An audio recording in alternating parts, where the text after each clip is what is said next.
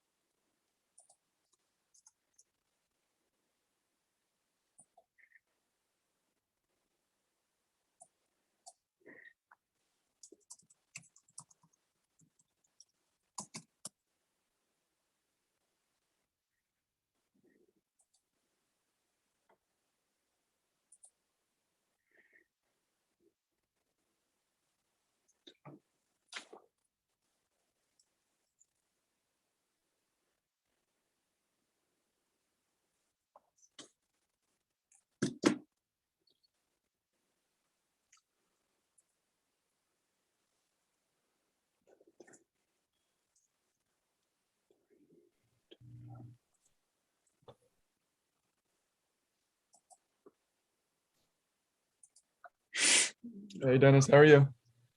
Hey Grant, how are you? Doing good. Let me get you to share the screen here. Perfect.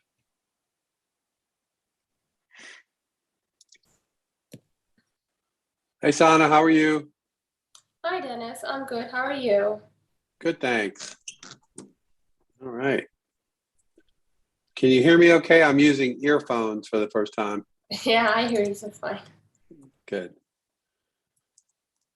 All right. What's going on, Grant? How are you? Doing good. Just studying for finals. I got 2 finals tomorrow and then a couple later in the week and a couple next week. Oh, wow. 6 of them, huh? Yeah. Taking 18 credits Wow. now. So Wow. What are you graduating this year? no, so I graduate in a year and a half. So 2023. Wow. Yep. So You're a young dude. stuck with me for a little bit longer. Yeah, you're a young dude, man. What can I say? Yeah. I'm feeling like an old guy today. I think I might be passing a kidney stone. Oh, geez. Have Shooting you up. ever done that before?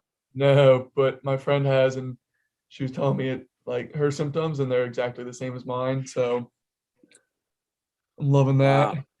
Yeah. Well, let me tell you, people I've known that had them could not be having a conversation like this. Okay. That gives me comfort.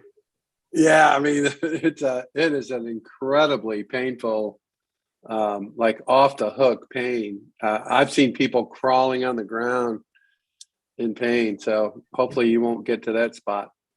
Yeah, that's what I'm hoping. I Yeah. think it's early in the process. If it is, if not, it's just awful back pain.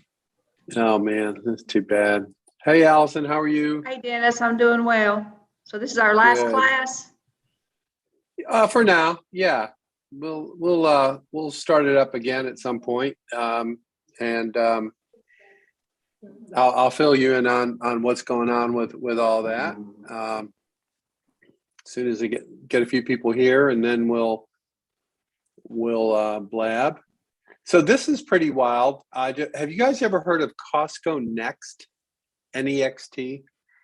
So they have a program where they work with brands who are willing to offer deals to Costco members. But what caught my eye, I'm just on the site. One of the first live streaming video brands that I ran across is a crazy place called Sexy Modest Boutique out of northern Utah. It's a long, involved story. And they're on here. They're on the Costco Next. I can't believe it. So that just blew me away. And that's a husband and wife that live in northern Idaho in a really rural area and do $1 million a month in sales on their website, all through live streaming How do people on do that? comments sold. What's that? How do people do that? We hear stories like that all the time. Such and such did $1 million and such. I mean, Yeah. What do Well, they sell? it's hard to know what the truth is, but I'll tell you what I know. So Comment Sold was one of our first companies that we worked with here that I ran across that was doing live streaming in a big way. But they kind of focus on clothing boutiques. That's kind of their niche. So a lot of the companies that use Comment Sold as a technology are in fact these little clothing boutiques. They're all over the place, all over the country. And this particular one was one of the first. And the story that I was told was the wife worked for some kind of brand in Los Angeles, a national brand or something, and quit that job and went to northern Idaho with the husband. I forget the whole story of why they went there. They're homeschooling their kids and all this kind of stuff. But they, she started basically selling clothes. I'm assuming she used her contacts and her expertise from, her background. And you can go on the site and see it, Sexy Modest Boutique. And they just sell an insane amount of stuff. I don't know how else to to say it. I don't know what's true and what isn't, because when you talk to a provider like someone like Comment Sold, they're they might be exaggerating. They don't have any real reason to tell the truth. But I think it's pretty clear that they do pretty big business, and the fact that they're on the Costco site reinforces that to me. So they must be doing something. But the online clothing boutiques have done very well with live streaming as a category, and it's one of the reasons is it's always something new, and the people who run these things, they kind of run them like almost like fashion shows, I guess, where they have like models, and most of them are their friends or themselves. Maybe they happen to be good enough looking to be a model. But the format is often introducing new clothes on a kind of a regular basis, as best I can tell. I've tried to look into it. Comment Sold is an interesting company. It was formed by this guy, the CEO, who built it just to help his fiance, who had a clothing boutique in southern Alabama or somewhere. And the long involved story, but they built it for her, and she did really well. And then all these other people started doing it, and they actually charge 3% of the sales made through their platform. And last year they did $1 billion in sales on Comment Sold. So they were featured in Forbes and Fortune, and they get a lot of publicity. But they're from a rural town in Alabama, and they got their own little deal. And some of our companies have tried it, and the problem that we had with it is they actually don't have any audience at all. Unlike Pop Shop or even Talk Shop, they don't have like a core audience of people that use Comment Sold. Each individual brand is their own thing, right? So if you're Sexy Modest, and they got a whole bunch of different ones, it's their customers that they have built up. So there's no institutional customer base like some of the others. So some of our folks tried it and literally got like not even one visitor, just dead as a doornail. So I started looking at other things after that, after that point, just to try to learn the lay of the land. And I think there's still a lot to be learned as to which platform is good for what kind of business. We've seen with Pop Shop Live that some of you guys are doing really well with it. Others are not seeing any activity at all. So it just depends on the mix of people that are on a particular platform. Couple things. So Pop Shop Live is a venture funded company. And so what happens with venture funded companies, if you haven't been exposed to it, they have a requirement to grow really, really fast. And they have to report those metrics pretty frequently. So as a consequence, most venture funded companies kind of, that's their holy grail is showing growth month over month. And that's in users, in their case. And so when we started doing our Shop Rural Day, they had never hosted anything related to food before. In fact, they're new in general, but it just so happened that the day before our Shop Rural Day, they had a big event with a bunch of Disney ceramic pin sellers. Crazy as that sounds. And so that group on that day did 50,000 in sales on Pop Shop Live. Our group, by comparison, was something like 5,000. So orders of magnitude lower dollar volume. And as a consequence, we kind of lost their attention that they were like, okay, we gotta find stuff that grows fast as much as we like this. And I just found them, just not really responsive. Well, they have come back to me finally. And I think it's because my contact is high up enough, that's strategic enough to realize that selling stuff from small makers should be part of their equation, even if it isn't as fast growing as Disney ceramic pins.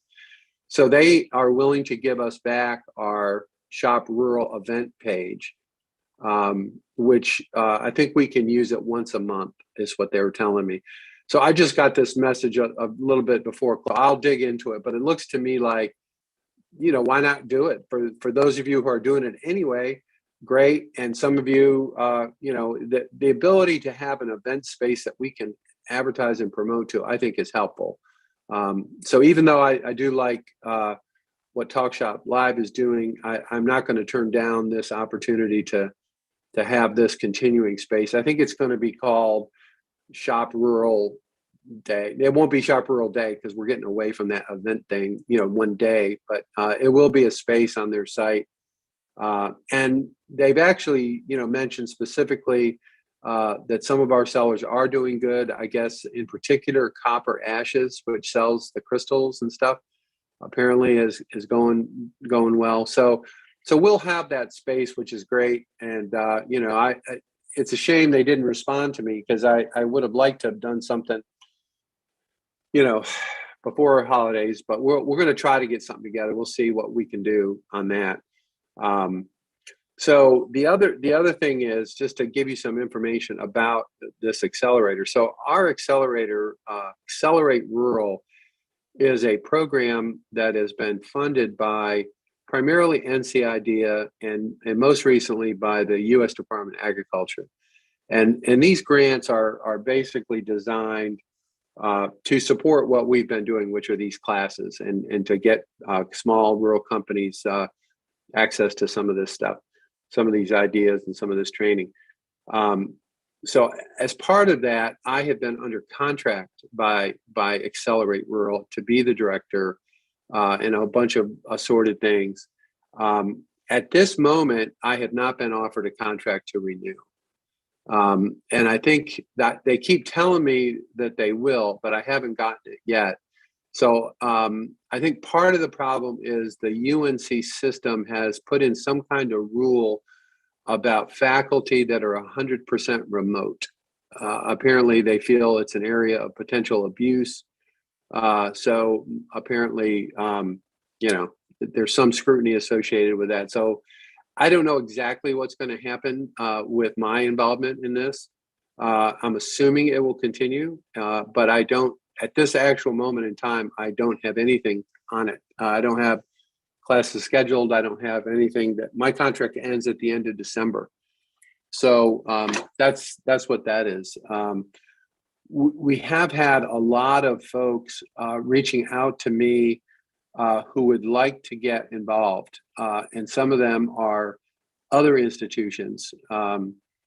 We have been approached by the president of Penn State about doing this for the universities in the Penn State system, which is 21 of them. We've been approached by UNC Chapel Hill. We've been approached by the Rural Center. So there's a number of things kind of percolating around, and we'll see how it all plays out. But one way or the other, I'm going to continue, even if I just do it on my own, because I think it's needed. I think it's helpful, and I don't really get anything from the university anyway. There's not like it's some big loss if I'm not associated with a particular university. So that's just the way it is. At this point. Let's see, what else was I going to share with you guys?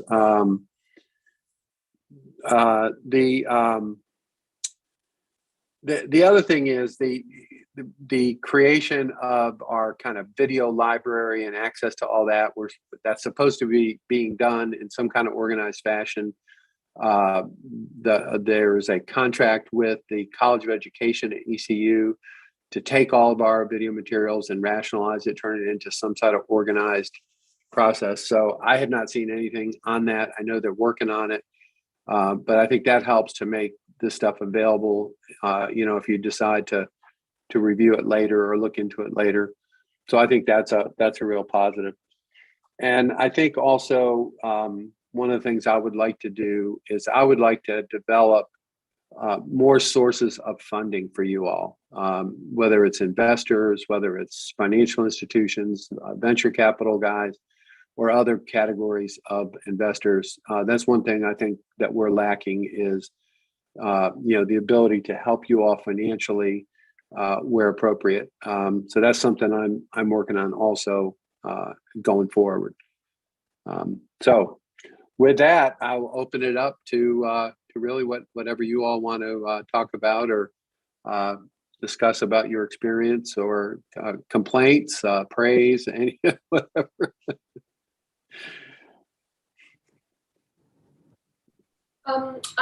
This is more of a question. So, about applying for funds, right? Going towards the venture capitalists or, working with or sharing equity in the company with someone.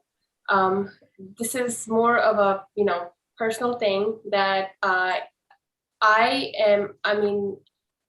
would love to work with a mentor. I would love to pay someone for help, whatever it takes. But when it comes to sharing equity, even that's fine. But what I feel, or correct me if I'm wrong, what comes with working with VC is kind of like having a boss, and I'm kind of over that. I've done that in the corporate world for the longest time. Right now, I'm the one making decisions.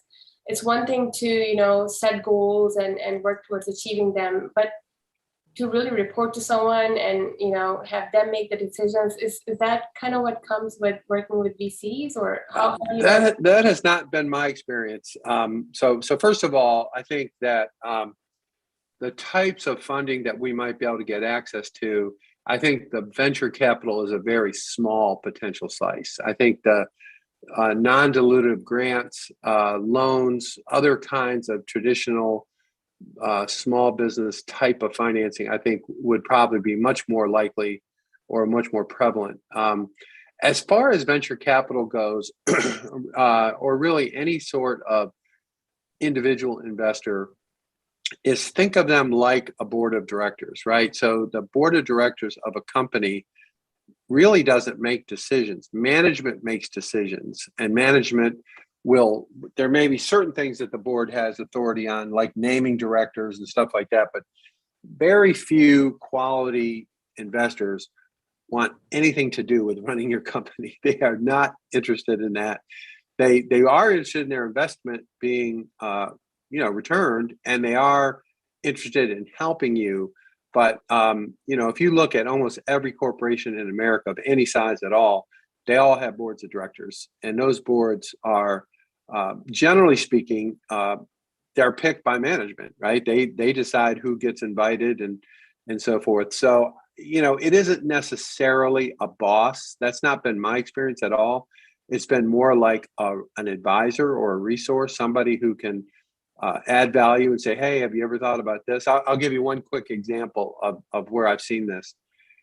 So, I'm an old school guy, and when you start talking about driving revenue, I think sales, right? How do I get more sales? And, traditionally that has been done by having salespeople make sales, right? And go out and call on people and try to drive revenue. Well, actually, the fastest growing way to grow revenue is through partnerships. And partnerships are very common in venture funded companies because the venture capitalists themselves run companies that are potential partners for you, right? So they say, hey, let's talk about a partnership. And you can totally change your company almost overnight with the right partnership. It doesn't mean that they're your boss. It doesn't mean they even own any equity at all, but they could mean a lot of revenue for you. Particularly, like even in the case of, I think I've thrown out the food bank and others. Those kinds of deals can dramatically change your revenue and dramatically change your business outlook. And there's no equity dilution. There's no new boss to deal with. It's just a deal that you have to manage. So that's been my experience with, you all as entrepreneurs really need to develop your own kind of perspective on how you want to fund your growth. Some may have no interest in any kind of professional investor. Others may want to have the help or the savvy of some of them. It's all over the place, but you are the boss, and you are the ones with the vision and the why that will attract investors in the first place. And so I wouldn't worry too much about losing control. It's like I said to one guy. This one guy told me he really got ratcheted down over the years in investment in his company, and he started off with like 75%, and he ended up with 7%. The 7% was worth $1 billion. So he wasn't complaining, right? So, it just depends on the facts of the matter. So percentages, all that kind of stuff doesn't matter. It really matters. Are you reaching your goal? Are you reaching your objective? Are you realizing the vision that you have? And how do you do that? And I'm always here to help you think about it, bounce off. If I can introduce you to people, I will. But I think that as far as the curriculum goes, there's not been very much on how do you finance your business and what does it look like, and have guest speakers in that subject area. So it's just something I'm working on, I guess, thinking about. Anyone else? Okay. So I guess the other thing is that on our our Techstars stuff that's on our website, the member resources, if you look through that, there's quite a bit of it we did not cover, but there may be stuff on there that's valuable to you, and almost all of them have connected worksheets or workbooks or things that you can do to implement what's being discussed. So there's quite a few resources there that may make sense for you. So I just encourage you to continue to access that. And if you want to look over one of the clips or one of the subjects, I think it's people do it all the time. I get emails all the time that people say, hey, I looked at that emotional intelligence thing again, or I looked at that whatever. So it is a resource for you, and it's absolutely the latest and greatest stuff in the space. I mean, these guys are number one by a long margin, and the fact that they let us use this, I still don't understand, but I'm glad they do, and hopefully they'll continue to do that, because I think it's very valuable stuff. So, anyone else? Amanda, you've got your microphone on. Yeah. So back towards like future things. I would really love a second pass at this class, because I feel like it's sort of like watching a movie more than once, that you can sort of see nuances that you missed the first time because you're just overwhelmed, quite frankly, with information. So I would love that opportunity in whatever shape or form it comes in. But I also had a question about, are there how can you go about finding a volunteer or a pay for mentor, like a CEO by the hour? I know that sounds silly, but I am personally not in the space where having a full-time CEO or mentor type person is reality, but I am at the point where without some sort of external input, mentorship, I can't grow much more.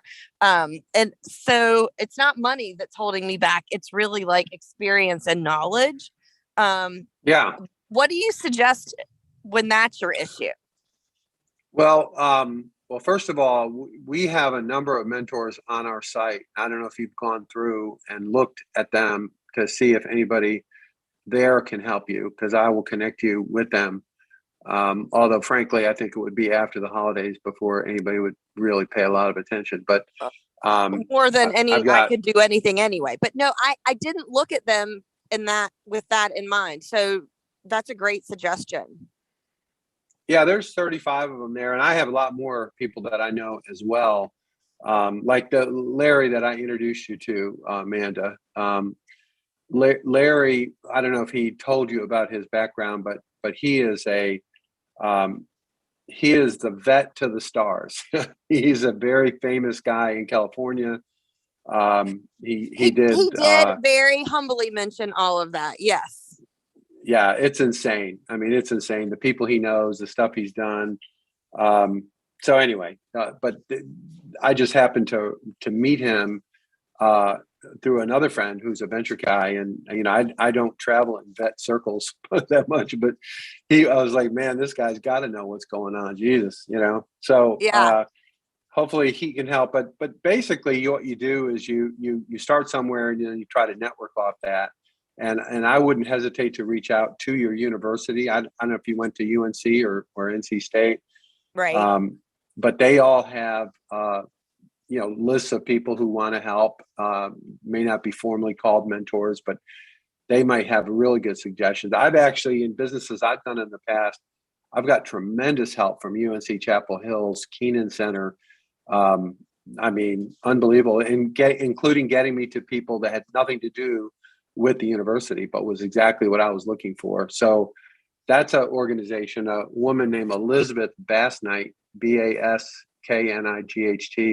I'll put her name in the Facebook, but Elizabeth is really well connected in the UNC Chapel Hill universe of people, and there's lots of different types of resources there.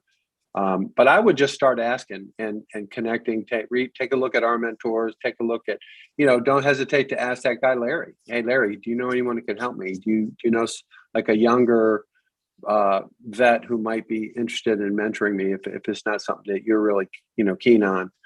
I wouldn't hesitate to ask. He may well know somebody. I know he's connected to the NC State veterinarian world. Yeah, and I think we'll be working together, and it's the hard part is not the vet part for me, it's the business part. Like I know the vet part, it's all this other stuff that is like Chinese. So Yeah. But I will definitely look at the resources, and that's a great idea. And I may follow up with you as well about some people at the Keenan Center, because they're right down the road from me. Yeah, Thank you. anytime. Yeah, Elizabeth is great. I've worked with her on several projects, and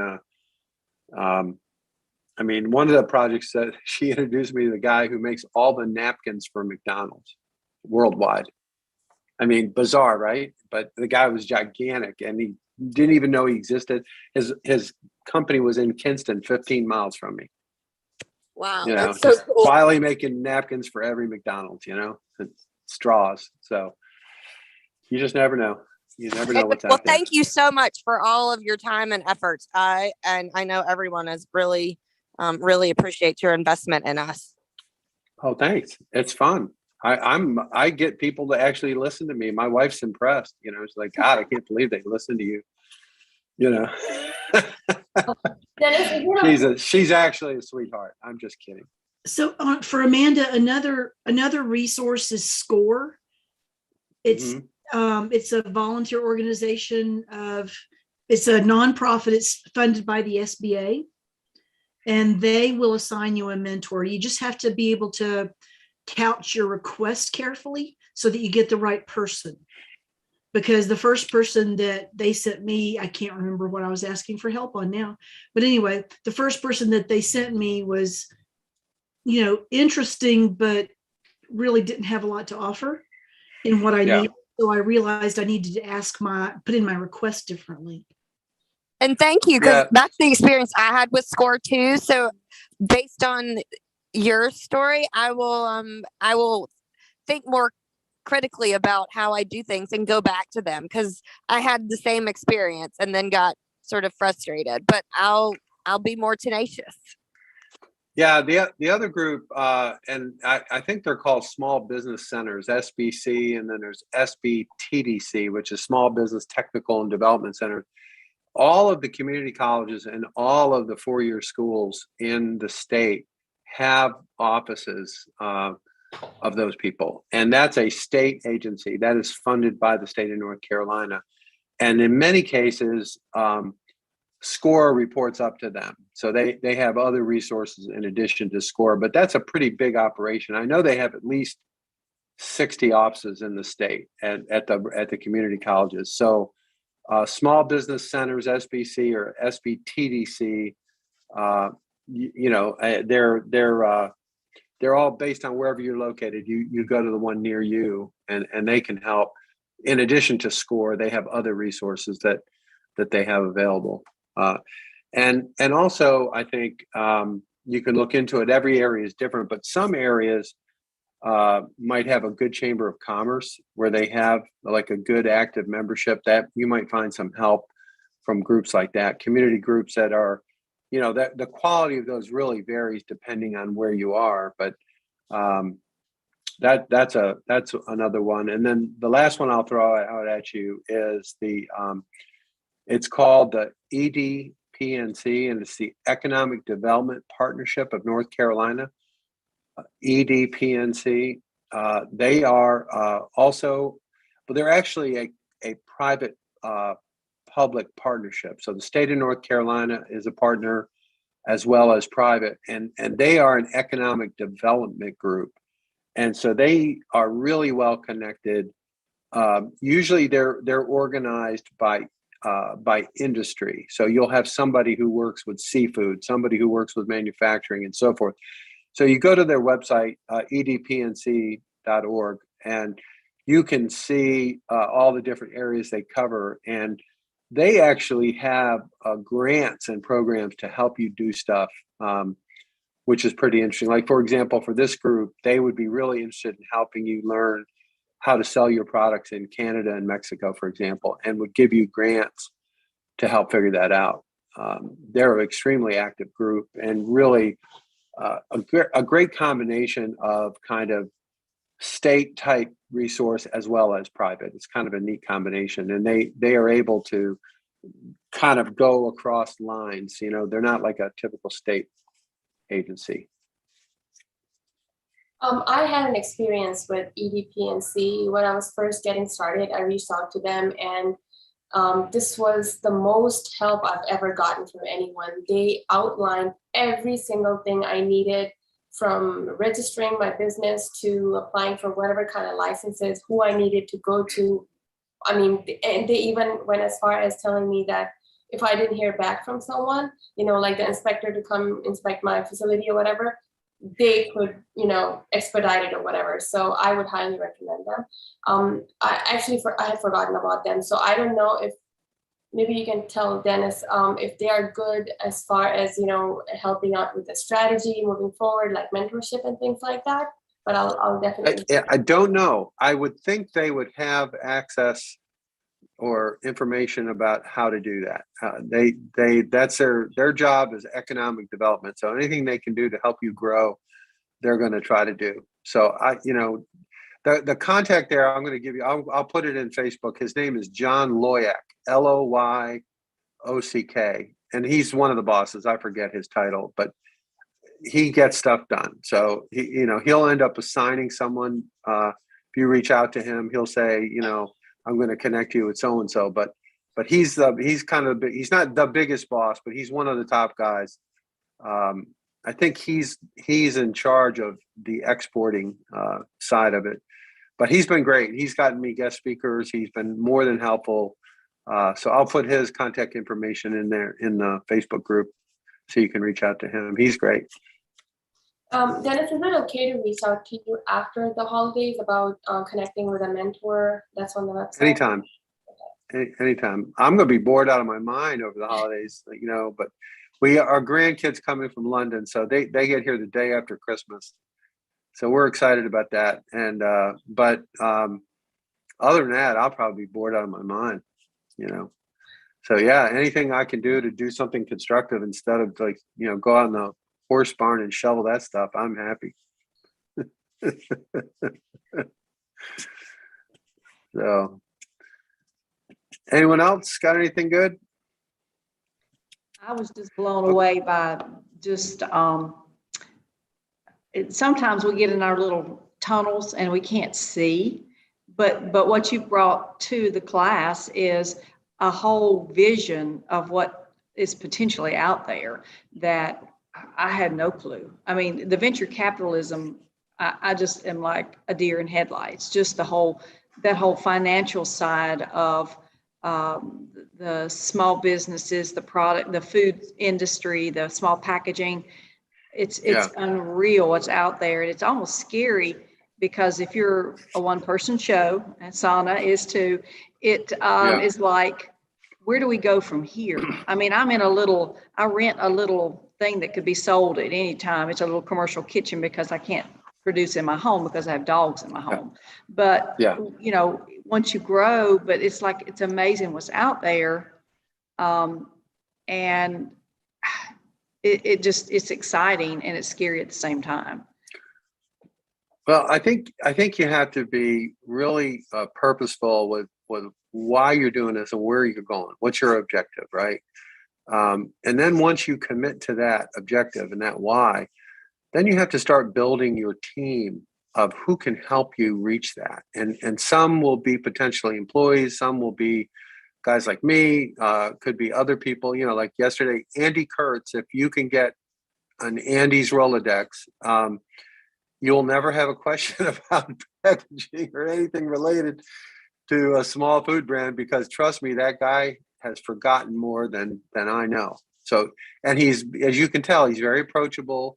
Everyone I've tried to get on here, I've picked because they're not a wolf, right? I've stayed away from wolves. I've stayed away from people that I think are more trouble than they're worth, and try to introduce you to people that I think are genuinely interested in helping. So Andy's a perfect candidate for your team, you know, and it might be some really small project you start with him, you know, not a full born, you know, redo everything. But he's an example, and he talked about, you know, if you go back and watch his video from yesterday, he talked about how he started to grow his practice once the pandemic started. It was really helpful. I mean, he went to LinkedIn, he did certain things.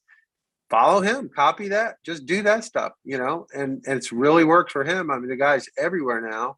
When I first met him, he had just left that market, and he didn't have a lot of customers. I mean, he was, you know, they were worried about were they going to be able to make a living doing it. And so he described his process in yesterday's talk, and I thought it was like a textbook of how you build awareness of who you are and what you're doing. I mean, you start being invited to be guests on podcasts, you know, because you have something to add, some topic you can cover, and so I would just think of it as almost like you're the coach of the team, and what kind of players do you need? The first thing is, what game are you playing? And then the next thing is, who do I need on my team to win this game? And that's the way I look at it. And it may not be that big a deal. It may not be as hard as you think it is, depending on, you know, if you're going for world domination versus just, you know, Johnson County, it's a big difference in what you have to worry about. So hope that helps.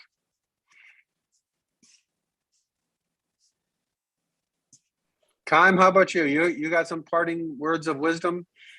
Well, I will say that I agree with Amanda. Taking this the second time made a big difference. The first time, I think the whole class I was just overwhelmed and going, "Oh my God, what have I got myself into?" But now things have broken down in bite-sized pieces, and it's like, okay, now it makes more sense. Okay, this is applicable now. This is good information for the future, and this is something I may never need. But you know what? That's pretty cool to know. At least it's there.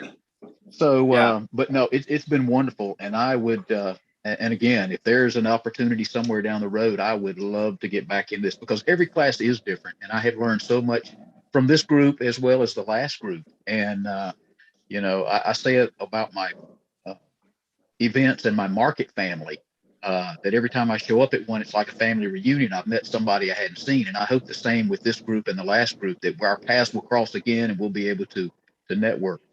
Absolutely. I'll do everything I can to make that happen. Well, and I'm also looking at trying to kind of like John and Craig have with their process. I'm looking to try to build on my pop shop, and it may not just be pop shop, it may be talk shop as well, but I want to bring in other North Carolina products and expand on what we're doing here. So if I reach out to some of you guys, hey, don't cut me off and slam the phone down, please. Because we're going to try to network and do some things together. So I'd love to bring some of your products in and offer that and be able to expose on my platform or my direction with maybe some of my customers to you guys. So So we appreciate Well, that. But thank you it's- guys so much.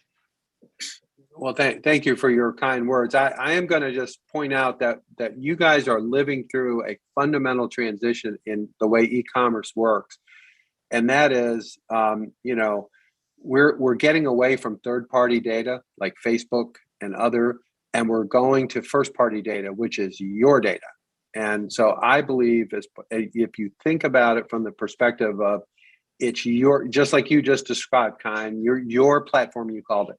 That's exactly what we're talking about here. Whether it's Talk Shop Live, Pop Shop, whoever the hell it is, those are all transitory until you really get to the spot where everything happens on your site, on your platform, including the live streaming. And it'll happen. It'll happen.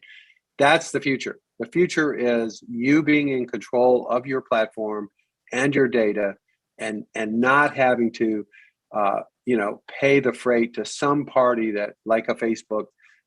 You really don't need that. And once you get to a certain point, if you've got that product market fit, that people want your product or service, you don't need to keep paying money to some third party for customers, because you'll be able to attract them yourself. I really believe that. And that's a fundamental shift that's happened just in the last, say, 3 to 4 months.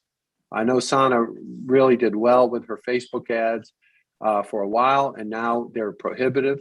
And that's just that's going to happen to all third parties. They're all going to, at some point or another, they're going to be too expensive to be of value to small businesses. So having your own platform, building your own platform. One of the things I really like about Talk Shop Live is they use a link instead of an app. So that means that link can be put anywhere. It can be put on Facebook. It can be put on Instagram. It can be put on your own website. It's really cool way to embed technology. And the next step will be to not even deal with someone like that at all, and their 10% or whatever. You'll have it all on your platform. So that's a fundamental shift that's happened just since I started doing this class, and even just in the last 6 months, I've noticed a real fundamental change in the way all this works.